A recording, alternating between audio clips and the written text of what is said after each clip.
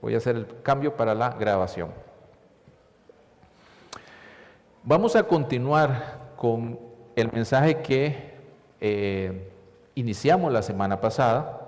Recuerdan que tenemos como texto Hechos capítulo 1, verso 8. Así que por favor les pido ir a ese texto para a partir de ahí hacer un pequeño repaso y concentrarnos en el tema que no logramos abarcar hoy hace 8. Hechos capítulo 1, verso 8. Leo para ustedes. Pero recibiréis poder cuando haya venido sobre vosotros el Espíritu Santo, y me seréis testigos en Jerusalén, Judea, Samaria y hasta lo último de la tierra. Mencionamos que en este pasaje podemos encontrar una promesa, la continuación del texto nos va a dar un cumplimiento y una manifestación. La promesa es, va a venir el Espíritu Santo.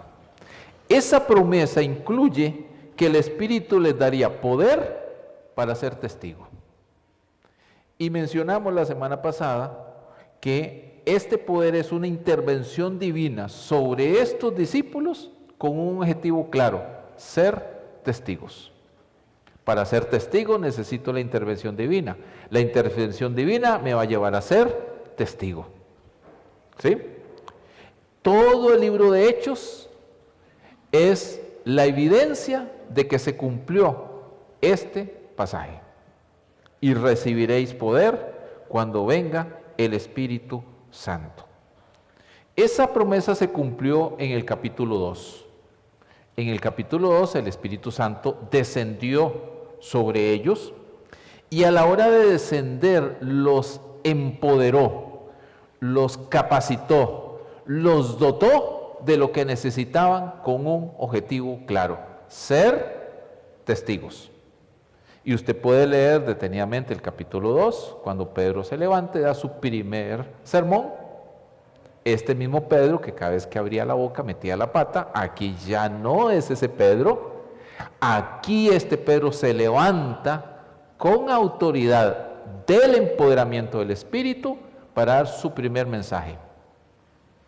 5,000 personas se convirtieron. ¿A qué clase de mensaje? No hizo ninguna oración de fe, no pasaron al altar, más bien la gente le exigía, le rogaba, le imploraba: ¿y ahora qué hacemos? Su mensaje fue tan poderoso, no por él, recibió poder. Y su mensaje fue tan poderoso que era la gente la que decía: ¿qué hago ahora? En ese sentido. Esa es la manera como se manifestó el Espíritu de Dios, empoderando para que ellos fueran testigos. Esa manifestación básicamente está sobre la comunidad, y a partir de ahí ellos empezaron a ser testigos de lo que Dios había hecho. Promesa, cumplimiento. Hoy vamos a ver cómo ese poder del Espíritu se manifestó. Terminamos diciendo la semana anterior que este Espíritu de Dios ya descendió sobre nosotros. Ya estamos dotados para ser testigos. Veamos cómo lo hicieron ellos y a partir de ahí reflexionemos, meditemos y seamos desafiados a decir cómo quiere que Dios lo hagamos hoy. ¿Sí? Yo no creo, de una vez voy a mencionarlo, que lo que pasó en la primera iglesia del primer siglo tenga que hacerse literalmente hoy. Yo no creo eso. ¿Por qué? Porque tenemos otra época. ¿Sí? Otro contexto, otras situaciones. Lo que sí es igual es que el Espíritu desciende para ser testigos. El cómo hemos de manifestar el ser testigo va a cambiar, pero definitivamente no puede cambiar el recibir poder para ser testigo. ¿Estamos claros? Entonces veamos primero qué fue lo que pasó con ellos y a partir de eso seamos desafiados a hacerlo nosotros hoy en nuestros contextos. ¿Sí? ¿Cómo manifestaron ellos este poder? Terminé leyendo una cita de John Stott y me gustaría volverla a leer porque en esencia capta lo que significa recibir poder de Dios y sin ese poder tenemos serios problemas. Permítame leer la cita de John Stott. Dice así: sin el Espíritu Santo, el discipulado cristiano sería inconcebible, incluso imposible. No puede haber vida sin aquello que ofrece vida, ni entendimiento alguno del Espíritu de verdad. Tampoco puede haber comunión sin la unidad del Espíritu, ni carácter semejante a Cristo sin el fruto que proporciona Él, como tampoco testimonio efectivo sin su poder. En otras palabras, si no tengo al Espíritu de Dios, no hay discipulado, no hay vida, no hay entendimiento de la verdad, no hay unidad cristiana, no hay discípulos con el carácter de Cristo, en fin, no hay nada. La iglesia que no recibe el Espíritu no tiene nada que dar, puesto que yo doy lo que tengo. De la abundancia del corazón habla la boca. Lo que yo tengo, esto te doy. Fue lo que Pedro dijo. Y Juan, no tengo oro, no tengo plata. Lo que tengo, te doy. ¿Y qué tenía? El Espíritu de Dios.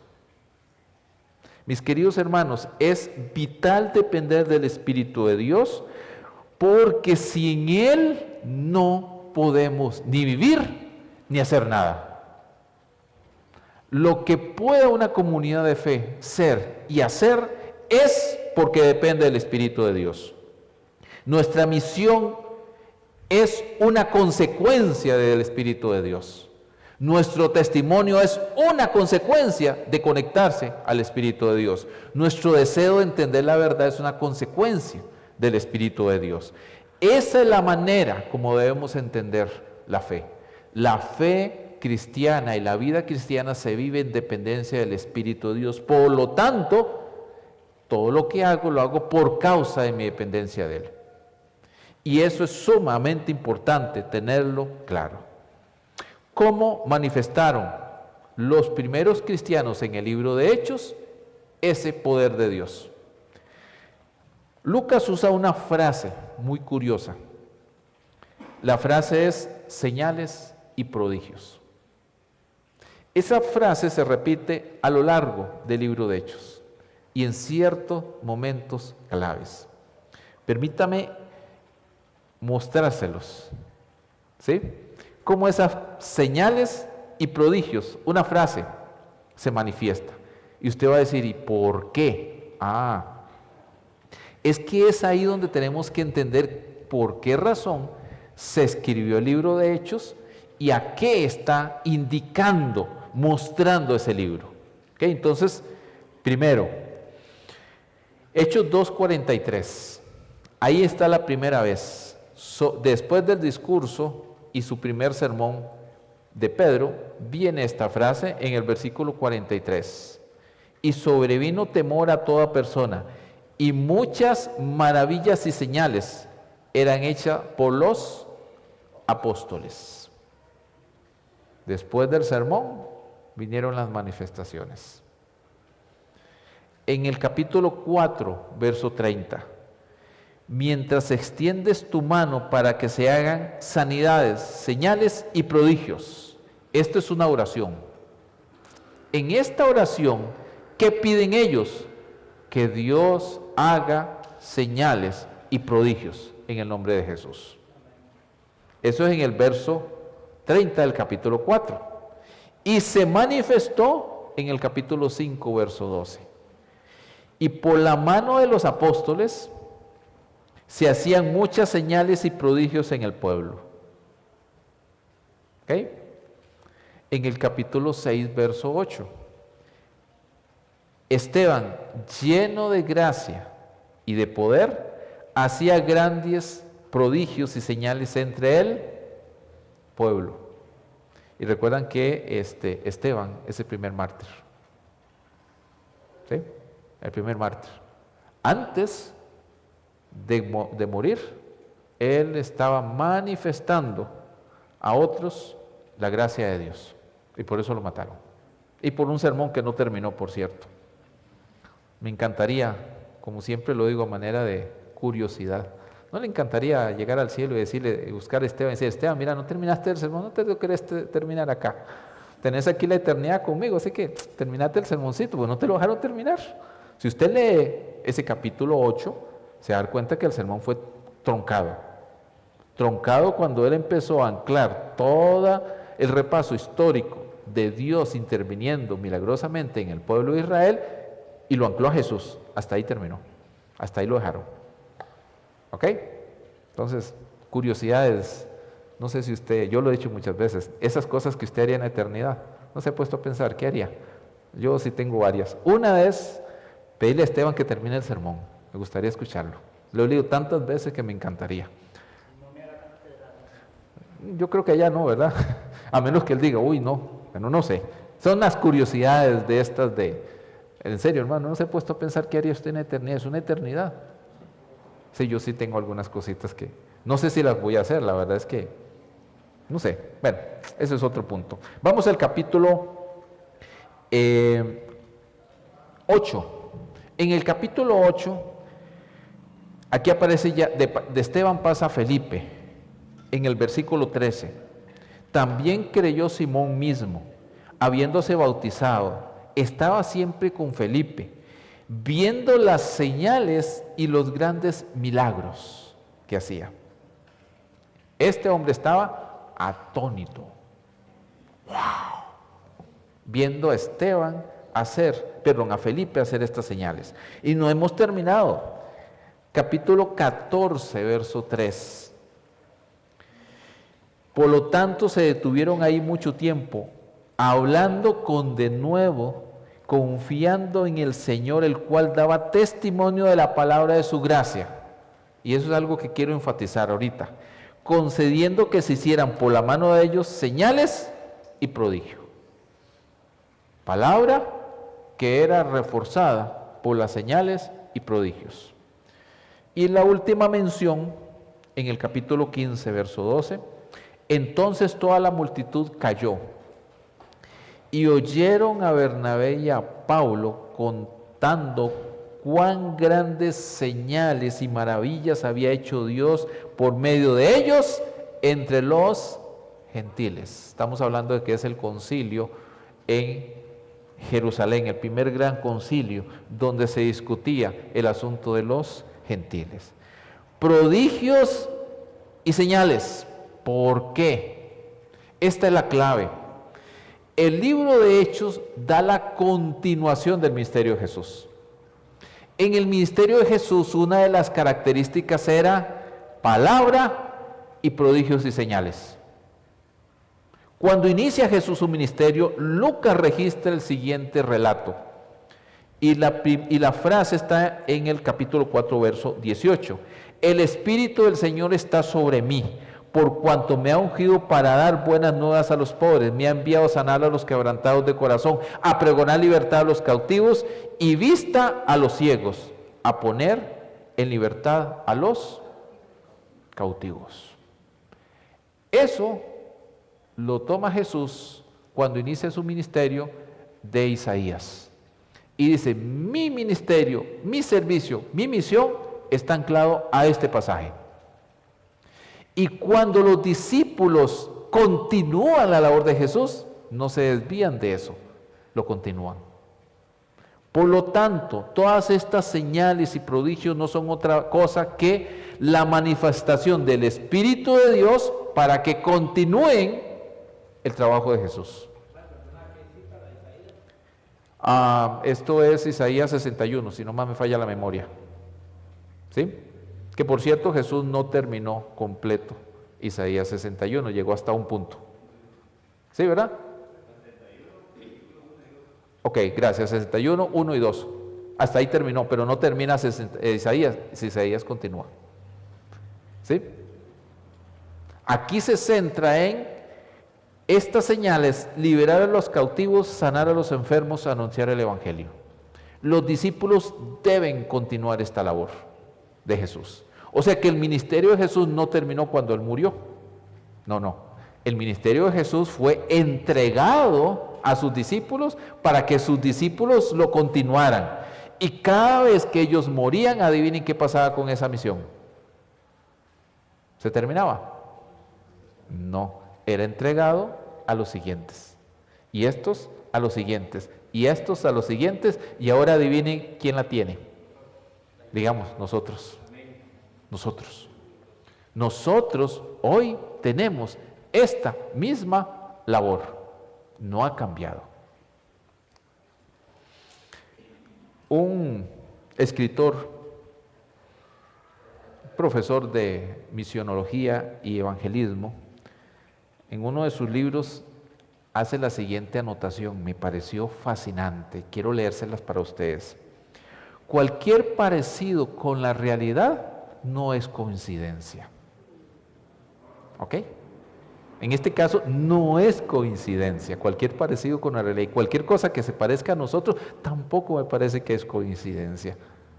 Permítame leer esta frase, este párrafo que él escribió porque me cautivó. Dice así: la iglesia parece reunirse los domingos y no tomar alguna de las señales de necesidad que hay por todas partes a su alrededor. Simplemente está desconectada. No es extraño que no pueda evangelizar. Sin embargo, una vez que los miembros de una congregación empiezan a ser librados de la atadura del materialismo, aprenden a diezmar de sus ingresos, sienten la alegría de dar para la obra del Señor, el espíritu entero de esa comunidad cambia. La congregación se abre a las necesidades. Entonces empieza a ver con los ojos de Cristo, a interesarse y a hacer algo al respecto. Dios puede utilizar una iglesia así y lo ha hecho. Wow, a mí me impresionó. Muchas veces requerimos ser llenos del Espíritu. ¿Para qué? Ver la necesidad y ver lo que Dios quiere que hagamos con otros. Él nos dota de poder. ¿Para qué? Para atender a un mundo en necesidad. Esa es la clave. Ser testigo es manifestar lo que recibí de Dios y mostrarlo al mundo, atender al mundo, servir a otros, ver con los ojos de Cristo. Esa es la clave. Entonces, claro, viene una pregunta. Si la iglesia del primer siglo atendió y vio como Cristo veía, ¿cómo manifestó señales y prodigios al pueblo? ¿Cómo manifestó el poder del Espíritu? Yo creo que lo hizo de 3 maneras. La primera es, atendió las necesidades del pueblo. Atendió las necesidades. La iglesia se volcó a atender las necesidades. Y segundo, expandió el Evangelio. Yo creo que usted le da una revisión al libro de Hechos y va a ver una iglesia abierta al Espíritu de Dios, pero también dispuesta a liberar a los oprimidos, dispuesta a hacer algo por los otros. Y usted lo puede ver a través de todo el libro de Hechos. Yo le retaría a usted a estudiar todo el libro de Hechos, a darle un vistazo y observar cómo ellos abrieron los ojos y atendieron las necesidades. Algunas veces un poco forzados por Dios. Sí, ahorita vamos a ver esa parte. Pero estuvieron dispuestos a ver esas necesidades. 3 necesidades básicas atendieron. La primera era enfermedades. Por eso el texto dice que los apóstoles sanaban enfermedades del pueblo. En una época tan conflictiva, donde las enfermedades y los problemas se catalogaban de la misma manera. Tú estás enfermo, estás mal eres una escoria, eres un problema para la sociedad, muérete. No, no es como hoy, mis queridos hermanos, que todos podemos estar enfermos y no es tan crítico. En esa época, mis queridos hermanos, la enfermedad, llámese como llámese, era un problema terrible. Literalmente la persona le ponían la X y moría. Lo apartaban. No sé si usted es consciente de eso. Pero una persona enferma en el primer siglo era una persona muerta socialmente. ¿Por qué cree usted que aquella mujer que tenía flujo de sangre era separada? ¿Por qué cree usted que cuando observa ese episodio se nota que esa mujer tenía mucho miedo de acercarse a Jesús y lo hizo así a escondidas? Porque si la gente se da cuenta, podía ser apedreada y quitada. Porque los enfermos tenían que ser sacados. ¿Por qué cree que aquel cojo que estaba aquel paralítico, sí, cojo que no podía caminar, estaba fuera del templo en el capítulo 4? No podía entrar al templo. ¿Por qué? Porque estaba enfermo. Y así podría seguir enumerando que la enfermedad no era solo un asunto físico, es que era una descalificación social y hasta espiritual y religiosa. Así que sanar no era un asunto físico, mis queridos hermanos, solamente era devolverle la dignidad a estas personas y la oportunidad de que Dios los amaba. Era mucho más profundo. ¿Por qué hago tanto énfasis? Porque muy probablemente hoy una enfermedad física no tiene estos matices, pero hay otro tipo de enfermedades más profundas, sociales, que tenemos que atender, que son descalificadas las personas y tiradas a un lado por la sociedad, más que físico. Así que ellos atendieron esto y sabían que una vez que predicaban el Evangelio, su predicación era respaldada por Dios, sanando enfermedades. No todos fueron sanados, pero una gran mayoría fue sanada. De tal manera que todos se dieron cuenta que en la palabra de estos había algo diferente. Dios manifestándose en ellos. La otra manifestación es una expresión extraordinaria de milagros. Así podríamos catalogarlo, milagros. Y usted dirá, ¿y qué es eso? Básicamente podríamos decir que son resurrecciones o intervenciones divinas, incluyendo ángeles. Un milagro en esencia es la intervención divina de Dios en una situación particular, pero extraordinaria. Los milagros conllevan un objetivo: simplemente manifestar que Dios está ahí. Pedro es sacado de la cárcel milagrosamente. ¿Recuerdan? Un ángel interviene. Las cadenas se le caen, las puertas, ellos pasan. Pedro ni cuenta se da, no es consciente de esa realidad, al punto que cuando el ángel lo deja solo, él dice, wow, no era un sueño, no era una visión, era real. Un ángel intervino. Mis queridos hermanos, esa manifestación lo ha hecho Dios a través de la historia. Y ahorita le voy a decir que sí, Dios ya ha intervenido milagrosamente en tu vida. A veces no somos tan conscientes, pero Dios ha intervenido.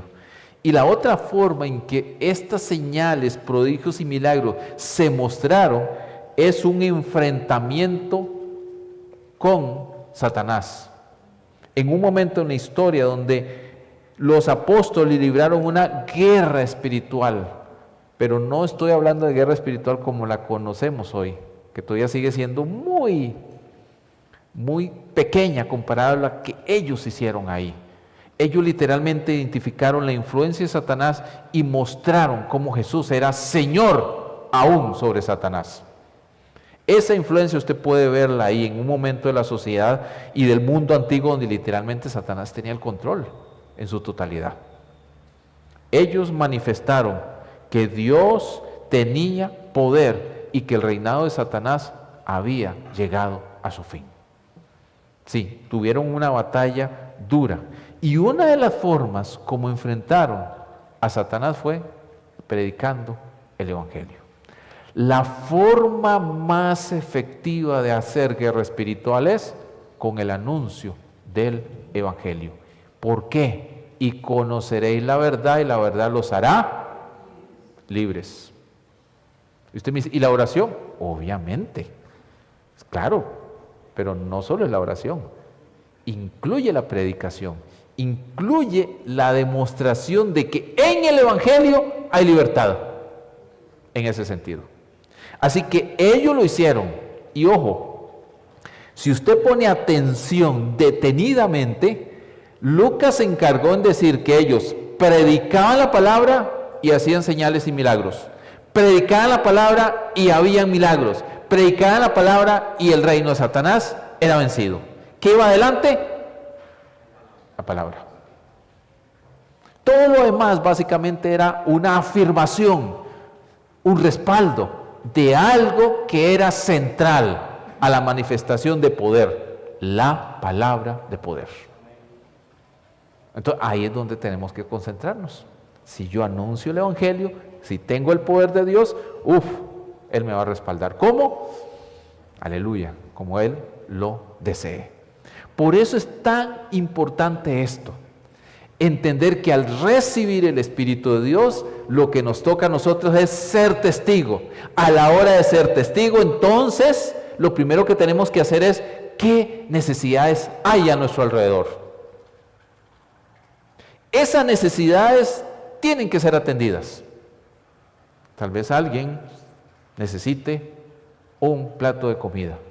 Ok, manifestemos el amor sirviendo en esa necesidad sin perder la oportunidad de abrazar y decir, es por causa de un Dios de gracia que ha venido a mi vida que te puedo dar a ti. Porque si no, la manifestación de un diario solo se queda en altruismo, básicamente que lo puede hacer cualquier persona.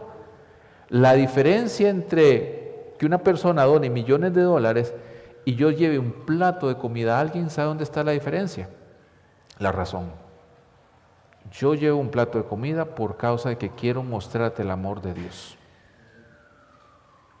Eso es todo. O sea, no lo hago por mí, no lo hago por ti. Lo hago por la gloria de Dios.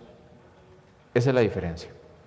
Los apóstoles entendieron que las necesidades tenían que ser atendidas y por lo tanto atenderlas.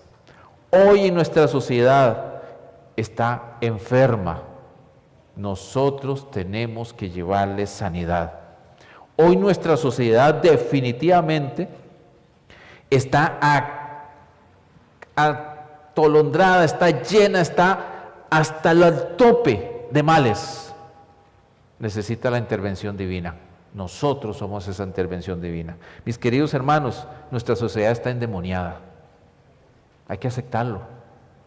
Nuestra sociedad está endemoniada.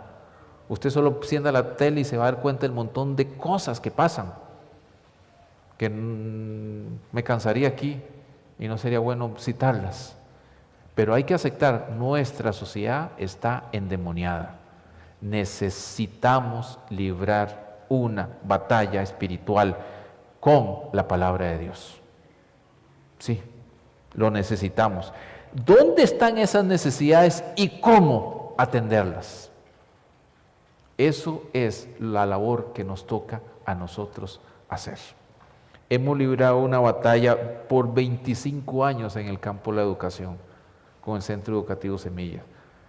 En algún momento tenemos que decirle a Aarón que nos venga a contar historias de padres que literalmente rescataron sus hijos de un infierno que estaban viviendo. Es decir, literalmente un infierno. Que si no hubieran sido rescatados, la tragedia está a la vuelta de la esquina. Mis queridos hermanos, no son las únicas batallas que hemos librado, nos faltan más que librar. Ahora sí, ¿Dios habrá intervenido en su vida milagrosamente? Yo creo que sí. Dios intervino en tu vida porque tu destino era el infierno. ahí vas. Todos nosotros, nuestros pies se habían resbalado y literalmente íbamos derechitos al infierno desde el momento en que fuimos concebidos. Dios intervino milagrosamente y cambió ese destino. Tu vida estaba llena de pecado y de maldad.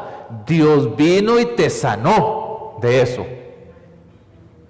Mis queridos hermanos, estabas poseído por el diablo. Suena feo, pero sí es. Una persona que no ha recibido la gracia de Dios está poseído por el diablo. Sí, es cierto, no tiene una manifestación extraña, no estoy hablando de eso, estoy hablando que literalmente amaba el pecado. Literalmente era compinche del diablo, literalmente iba para el infierno. ¿Qué más quiere que le diga? Así éramos. Dios libró una batalla por nosotros en la cruz y nos rescató de las tinieblas a su luz admirable. Nosotros recibimos eso. Nosotros recibimos sanidad, recibimos un milagro y fuimos rescatados en la guerra que Dios libró por nosotros en la cruz. Hemos recibido lo mismo que estos apóstoles hicieron en esa época, porque Dios sigue interviniendo y manifestando su poder. ¿Qué nos toca ahora hacer? Hacer lo mismo con otros también. Allá afuera tenemos un montón de gente enferma, un montón de gente poseída, en esos términos, ¿me explico? En esos términos, un montón de gente que necesita la intervención de la gracia de Dios y necesita a la iglesia, nos necesita a nosotros, te necesita a ti. Hoy nos volvemos nosotros en los nuevos discípulos y apóstoles que simplemente manifiestan la palabra de Dios a aquellos que lo necesitan. En esa manifestación Dios va a intervenir. ¿Cómo? Como Él desee. Como Él desee. Por eso nuestro énfasis está en este. Muéstrate a otros, porque tú eres una manifestación viviente del poder de Dios. Y usted mira, sí, pero es que yo cuando oro nadie se sana. Yo no estoy diciendo que tú sanes. Yo te estoy diciendo que tú ya eres una manifestación de la gracia y el poder de Dios, porque Él te rescató a ti. ¿Para qué? Para que manifiestes a otro esa gracia. Eso es lo que nos toca hacer, mis queridos hermanos. La otra expresión de esa manifestación ya lo he enfatizado, pero me gustaría ponerle todavía más en escena, y es la expansión del Evangelio. Usted puede notar que en Hechos 1:2 dice, recibiréis poder y ustedes van a ser testigos en Jerusalén, Judea, Samaria y hasta lo último de la tierra. Pero los apóstoles se sintieron muy cómodos en Jerusalén y ahí se quedaron. Y hasta el capítulo 9 ellos empezaron a extenderse, porque tímidamente en los capítulos anteriores apenas medio empezaron a salir. Resulta ser que las persecuciones en el capítulo 8 y en el capítulo 11 fueron el resultado de que ellos extendieran el Evangelio. O sea que las persecuciones fueron una bendición para llevar el Evangelio a otros. Porque usted puede leer ahí detenidamente que mientras ellos se iban y salían de Jerusalén, que solo los apóstoles se quedaban, iban predicando el Evangelio. Y uno dice, ¿y por qué no salieron antes? ¿Por qué? Hoy, mis queridos hermanos, hay persecución en el mundo. Hay desplazados. Según un estudio, la iglesia de Europa, la vitalidad que la iglesia de Europa cristiana está teniendo, adivine de quién son. De los migrantes y los desplazados que llegan a Europa.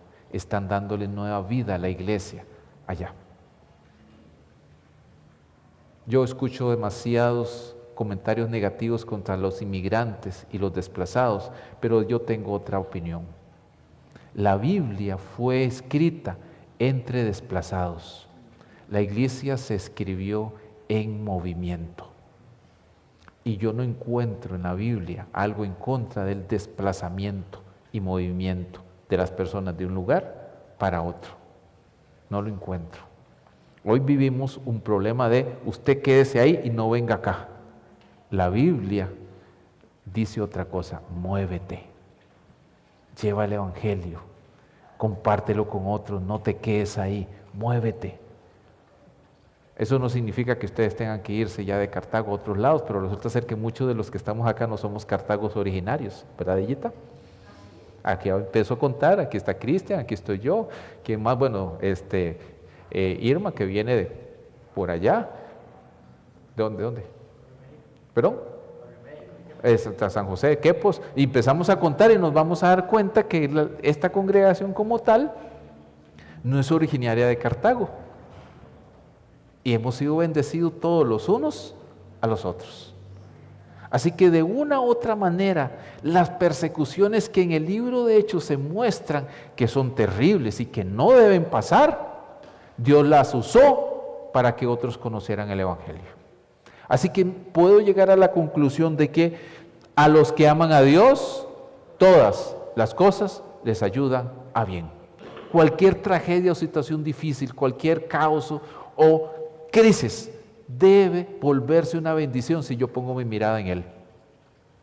Esta iglesia en Hechos fue perseguida porque no quiso extenderse. Y la persecución se volvió en una bendición, lo por terrible que ésta fuera. Y usted puede verlos ahí, que ellos empezaron a predicar el evangelio y fueron y llegaron hasta los gentiles, rompiendo barreras religiosas y culturales, que era el gran conflicto que tenían los cristianos judíos. ¿Cómo le vamos a predicar a los gentiles si ellos no son parte del pueblo de Dios? Y Dios empujándolos, prediquen. Dios empujándoles, anúncienles. Dios empujándoles, lleven el evangelio. Llegó a Samaria y el Espíritu descendió y quedaron, wow. Y siguió hasta Antioquía, una iglesia fuerte. Y Pablo tomó la batuta y a partir del capítulo 13 empezó a llevar el evangelio a todo lado, hasta llegar a lo último de la tierra conocido de esa época, que es, o era, España. España era considerado lo último. Todo el imperio romano era lo último de la tierra. Esa era su noción. Si considero que esa era la noción de ellos en esa época, literalmente llegaron hasta lo último de la tierra. Pero en el momento en que se dieron cuenta que había más tierra, ¿qué hicieron? Seguir llevando el evangelio. En el momento que había un océano y desde ese océano había más tierra, adivinen qué hicieron. Llevaron el evangelio acá. Y 500 años después, aquí estamos.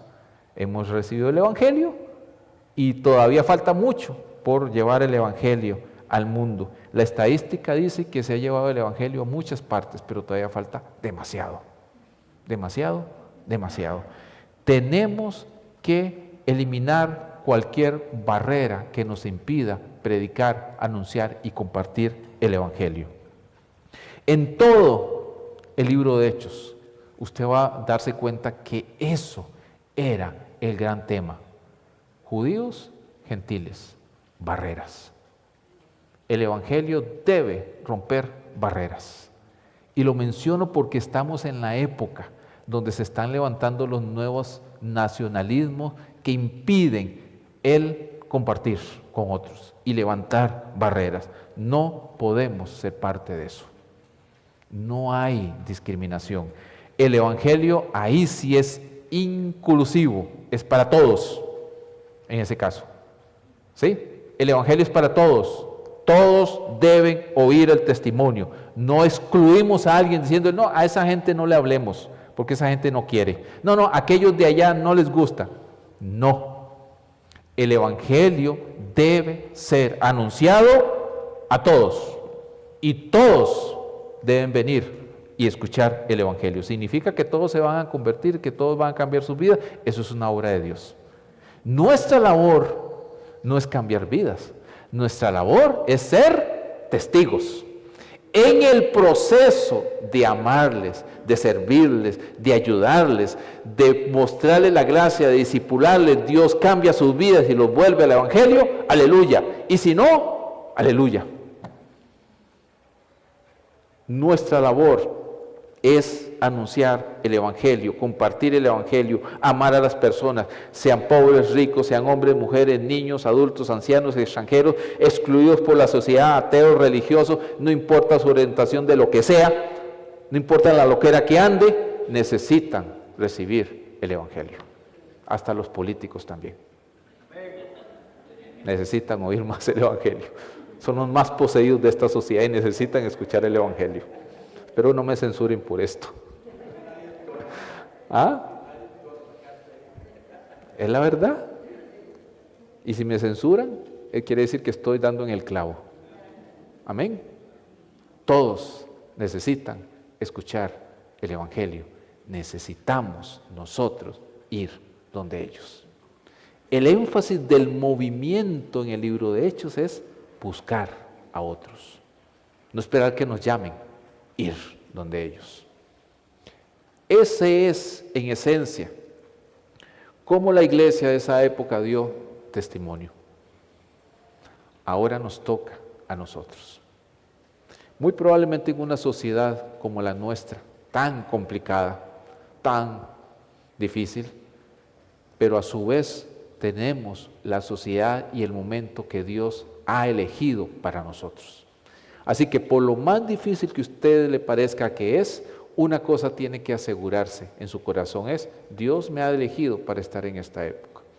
Dios me ha escogido para estar en este barrio. Dios me ha permitido rodearme de esta gente. Así que si Dios ha hecho eso, quiere decir que debo dar testimonio. Si no, me hubiera puesto en otro momento de la historia y en otro lugar. ¿Sí? Así que si tengo esta realidad y esta oportunidad, ¿qué tenemos que hacer? Dar testimonio. ¿Qué significa dar testimonio? Lo más relevante es, 1, viva para la gloria de Dios. 2, comparta una vida transparente a otros y viva como Cristo quiere que usted viva. 3, muchas veces significa decir a muchas cosas no de esta sociedad. Porque todo el mundo lo hace. Sí, pero ¿y qué haría Cristo? ¿Qué me dice la Biblia? ¿Así doy testimonio? Entonces muchas veces significa un no. Y otras veces significa no lo hago por esta causa, por esta razón. Principalmente por la gloria de Dios. No es que sea pecado, pero creo que no es lo correcto hacerlo así. Significa orar por otros. ¿Sí? Significa tomar el tiempo de decir, este barrio, esta familia, esta persona, este trabajo, este lugar, oro para que Dios me permita abrir la oportunidad y compartir el Evangelio. En una sociedad que está volviéndose más cerrada y casi criminalizando el Evangelio. Necesitamos la oración para saber y entender el momento oportuno para abrir esa puerta y anunciar el Evangelio. Necesitamos ir a las Escrituras y que las Escrituras sean parte de nosotros para tener lo suficiente para dar a otros. Necesitamos que Dios nos provea de recursos. ¿Por qué? Porque muchas personas van a necesitar de nuestra colaboración también. Y puedo seguir enumerando más cosas, pero creo que estas son suficientes para decir, esto es lo que nos toca hacer a nosotros. Dios nos ha permitido vivir en esta ciudad, en este momento, y estamos orando para que Dios nos permita dar testimonio en el momento clave. Termino contándoles una pequeña anécdota que me pasó esta semana que finalizó. Y en medio de esta anécdota, ver cómo Dios realmente a veces interviene y uno no es consciente de esa intervención. Pero cuando uno es consciente de eso, uno dice, wow, tengo que tomarlo. El miércoles participé en una actividad hablando sobre estadística a nivel global sobre la misión y el servicio en el seminario CEPA. Cuando iba de camino para allá, necesitaba pasar a sociedades bíblicas. Entonces iba debatiéndome por la hora, si iba en la mañana o después del día. Entonces todo el camino acá iba calculando el tiempo, diciendo, bueno, si me voy ahorita, no, voy después de la actividad. Llegué a la actividad del seminario, tuvimos un diálogo extraordinario con las personas que estábamos ahí, hablamos de lo que tenemos que hacer, conectamos con gente, terminó la actividad y me quedé una hora más conversando con la gente y demás, y veo y digo, bueno, tengo que ir a sociedades bíblicas, voy rápido, pues necesito ir a la casa. Llego a sociedades bíblicas, eran más o menos casi las 12. En el momento en que yo entro veo salir pastores que están ahí, no me extraña porque llega mucha gente. En el momento que yo entro, sale un pastor amigo que tenía 2 años de no verlo. Él sale y me ve, yo no lo veo a él, sale y me ve y me dice, ¿cómo estás? Y ya no sé cómo va todo el proceso de predicación y aquí vamos bien. Y me dice, mira, tengo que ir un momentito arriba, necesito hablar contigo.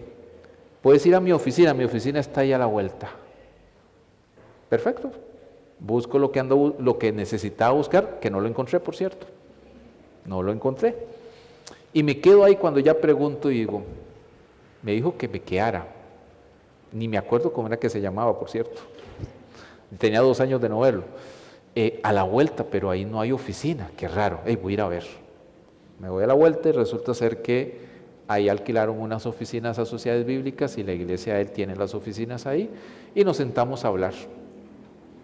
Teníamos 2 años de no vernos, después de haber estado en una capacitación de Langham Predicación, donde él estaba interesado, y él simplemente me dice, no, es que quiero contarte qué estamos haciendo. Déjame decirte, y en el momento que me cuenta, yo le cuento lo que estoy haciendo, lo que estamos haciendo aquí en la iglesia, lo que estamos haciendo en la escuela, y en el momento me dice, ¿ustedes tienen una escuela? ¿Sí? ¿Y un colegio? Sí. Tengo algo para ustedes. Y a partir de ahí me dijo, me acaban de cancelar una actividad para el jueves.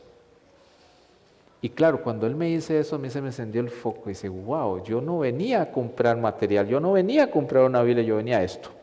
Porque yo no lo tenía planeado, él lo tenía planeado, ninguno de los dos nos habíamos visto en 2 años y a partir de ahí conectamos con una actividad extraordinaria que vamos a tener el jueves acá en la escuela. Yo sé que usted no ha escuchado nada. Va a venir un exjugador de la NBA que es pastor en una iglesia donde está haciendo una serie de giras y él se presenta como exjugador de la NBA al punto que va a estar en el Liceo de Costa Rica, un colegio que tiene 800 o 1000 estudiantes. Ellos juegan, si ustedes sabe algo de básquetbol y todo eso, sabe que uno de los equipos nacionales es del Liceo de Costa Rica. Así que el director le encantó la idea de que venga un exjugador de la NBA a hablarles de cómo tomar buenas decisiones en la vida, incluyendo la de vivir para Cristo, porque él lo hizo. Mis queridos hermanos, necesitamos eso. Entonces va a estar con nosotros aquí el jueves, va a hablarles a los chicos, va a motivarles en la actividad que tenemos el jueves, que es una actividad interesante, va a venir ellos, pero ya nos estamos conectando porque queremos más intensamente trabajar con los jóvenes. Resulta ser que ellos están haciendo esto en Desamparados. Un colegio o alguien de la zona de Cartago se les pegó, pero a última hora dijo que no. Y ellos dijeron, lástima, no vamos a poder ir a Cartago, ahora van a venir. ¿Qué queremos? Que esto venga a Cartago. ¿Cómo fue todo eso? ¿Yo lo planeé? No. ¿Lo planeó el hermano? No. El Señor nos conectó. Y a veces hay que estar en sintonía. Si usted me pregunta, casi 1 hora después de que conversamos me cayó el 4 a mí. Y yo, pero esto no es casualidad. O sea, 1 hora después de conversar, porque yo mientras se lo escuchaba, yo estaba por dentro, con hambre diciendo, necesito irme ya, tengo que ir a hacer muchas cosas en mi casa. Pero cuando él me dijo, tengo algo para ustedes, yo entendí. A veces uno necesita estar en circunstancias que no ha planeado para entender que ahí es donde Dios lo quiere. Sí, me quería ahí. Obviamente, contacté inmediatamente a Aarón, le dije cómo está el asunto, porque necesitamos ver si se puede. Y me dijo, claro, adelante, vénganse. Eso es lo que Dios quiere. Estar dispuestos a oírle, ver la necesidad y decir, aquí estoy. Aquí estoy. Nuestra oración es que nos permita esa actividad, pero no solo eso. Nos permita noches de esperanza, nos permita oportunidades de servicio, nos permita ver otras cosas más. Nuestra sociedad necesita más el Evangelio, la iglesia necesita más del Espíritu. ¿Por qué? Porque hay que atender a esta sociedad y a eso nos ha mandado Dios. Amén. Póngase de pie y oremos.